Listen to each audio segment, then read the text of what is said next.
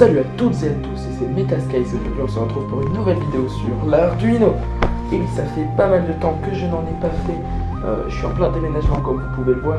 J'ai pas toute ma config, désolé si le son va pas très bien, c'est pas encore bien cadré. Dans cette vidéo nous allons parler des bases de l'électronique et des principes fondamentaux de l'électronique. J'ai reçu récemment un écran LCD alphanumérique à plusieurs caractères. On pourra voir ensemble comment il marche. Voilà, là j'ai pas internet, du coup ça va être difficile pour les vidéos programmation et pour l'upload des vidéos surtout. Donc désolé d'avance, voilà. Et ben je vous propose tout de suite qu'on passe à la découverte de tout cela. Donc nous revoilà pour découvrir tous ces composants électroniques divers et variés. D'abord je vais vous parler des principes de l'électronique. Alors, vous avez tous déjà inséré une pile quelque part. Cette pile avait une tension en volts. Par exemple, il y a des piles 3 volts, je crois, les piles AA. Des piles 9 volts, les piles plates. 9 ou 12, je crois. Voilà. Donc, sachez que ça, c'est la tension, notée U. Il existe aussi l'intensité, la force, enfin... C'est difficile à expliquer. L'intensité, c'est la puissance en fait le débit. Ouais, c'est ça. Si on prend un tunnel avec des gouttelettes d'eau dedans, par exemple, la tension, c'est le nombre de gouttelettes qu'il y aura. Non. Prenons une cascade. La tension, ça va être la différence entre le haut et le bas. Si elle est de 9 mètres, par exemple, la tension sera de 9 volts. L'intensité, ce sera la force avec laquelle la cascade coulera. C'est forcément lié à la tension. Et la résistance, c'est la résistance qu'oppose un dipôle. Donc un dipôle, quelque chose comme ça, là. Voilà, c'est des dipôles. Enfin, des tripôles des fois, mais... Voilà, un dipôle, c'est-à-dire un composant électronique. Sa résistance, voilà. Donc U, la tension, I, l'intensité en ampères, et R, la résistance en ohms, la loi d'Ohm. Et tout cela donne U égale RI. Tension égale résistance par intensité. Inversement, résistance égale tension sur intensité. Intensité égale tension sur résistance. Ça va être difficile à assimiler au début, voilà. Donc, on va commencer par les dipôles les plus simples. Alors, on n'utilisera pas de pile. Ouais, c'est bizarre, mais on ne va pas utiliser de pile parce que l'Arduino fournit une tension 5 volts. Voilà, équivalente à une ou deux piles A. La tension se cumule. Voilà. Donc alors, ceci, vous en avez... Merde. Vous en avez sûrement déjà vu. C'est une LED. Une LED ou DEL en français. Diode électroluminescente. En se connectant à différents fils, à une certaine source d'énergie, elle s'illumine. Voilà. Ça coûte à peu près 20 centimes l'unité. Alors, quand on fait un circuit, il faut toujours regarder les datasheets, c'est-à-dire les feuilles les feuilles d'information en ligne. Mais ça, je vous en parlerai après. Donc, des LED, il en existe de plusieurs couleurs. LED rouge, LED verte, LED jaune, LED blanche, enfin voilà. Ça, c'est une résistance. Je sais pas si vous voyez bien. Une résistance, donc c'est un dipôle. Dipôle parce que ça a deux pattes.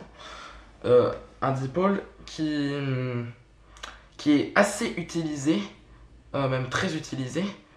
Ça va souvent avec les LED ou les choses comme ça. Ça sert à éviter de les griller. Parce que ça va opposer une résistance à la tension pour éviter qu'il y ait une tension trop élevée, ce qui fasse griller la LED. Voilà. Donc des résistances, on s'en sert pas mal. Donc ce dipôle-là, c'est un condensateur. Un condensateur, c'est un petit truc qui va stocker l'électricité, qui va la relâcher quand il n'y en aura pas. Ça sert par exemple à stabiliser une sinusoïde qui représente un graphique de tension par exemple. Vous voyez un graphique de tension, c'est comme ça là. Et bien, si vous le redressez avec un pont de LED, mais sans un pont de diode, on verra ça plus tard, ça fera comme ça. Si on utilise un condensateur, quand le courant va monter, le condensateur va se charger, c'est-à-dire il montera un peu moins. quand le courant va descendre, le condensateur va se décharger, donner l'énergie. Donc ce sera à peu près plat. Voilà, c'est ça l'utilité d'un condensateur. Alors ça, c'est pas un dipôle, c'est un tripôle. C'est un potentiomètre. Linéaire, je crois, potentiomètre. Donc en fait, le potentiomètre, sa particularité, c'est qu'il peut faire varier l'intensité dans un circuit. L'intensité, oui, c'est ça. C'est-à-dire, oh merde. C'est-à-dire que, imaginez une LED.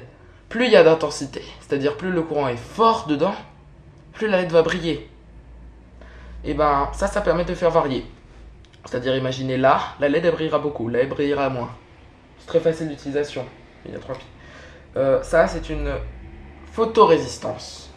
En fait, ça sert simplement à capter la lumière du soleil et à laisser passer le courant quand il y a la lumière. Alors, je cherche. Donc ça, pareil, c'est un condensateur mais version énorme.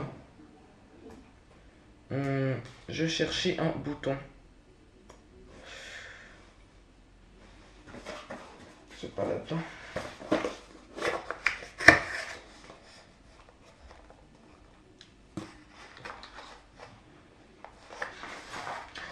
Oh, ça va.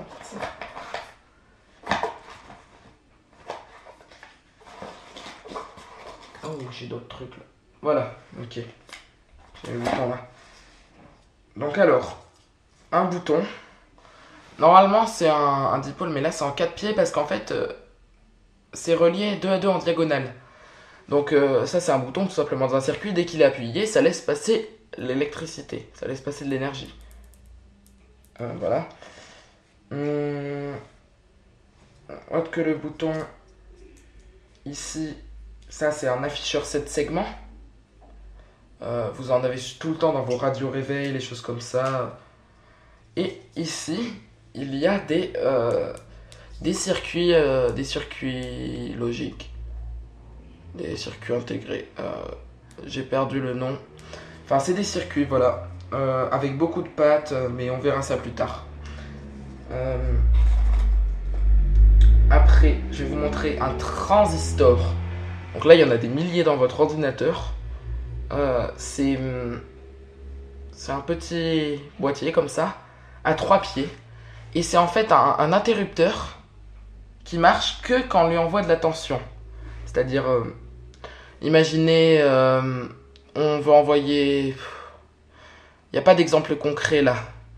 Mais imaginez, on veut faire fonctionner un afficheur 7 segments que quand on envoie du courant à un endroit, on va utiliser un transistor par exemple. Ça, je sais que ça va être abstrait dans vos petites têtes pour l'instant, mais voilà. Donc ça c'est ce que je me suis commandé il n'y a pas longtemps, ça coûte pas très cher, 10 euros. C'est un afficheur alphanumérique, donc j'ai pas encore eu l'occasion de l'essayer, mais ça ne saurait tarder avec vous, chers abonnés. Voilà. D'ailleurs, je sais pas s'il y en a beaucoup des abonnés. Abonnés actifs. Voilà. Donc, je vous propose de vous laisser pour cette courte vidéo. Voilà, on va faire un débriefing. Donc, pour ce débriefing, je vais vous dire que la prochaine fois, nous commencerons vraiment notre premier circuit électronique et nous programmerons l'Arduino pour faire marcher ce circuit. Je vous parlerai de tout cela plus tard, des feuilles, des datasheets et tout ça. On verra ça en pratique avec la LED. On va faire un petit projet qui permettra de faire clignoter une LED, tout simplement. Après, on s'attaquera à des projets un petit peu plus difficiles. Donc si vous voulez acheter ces choses, sachez que je vais sûrement faire une liste détaillée dans la description. Voilà, que dire d'autre? C'est tout, hein. Voilà, j'espère que la vidéo courte vous aura plu. Je vais peut-être pas l'uploader tout de suite en raison que j'ai pas internet tout simplement. Je vous dis salut et à plus.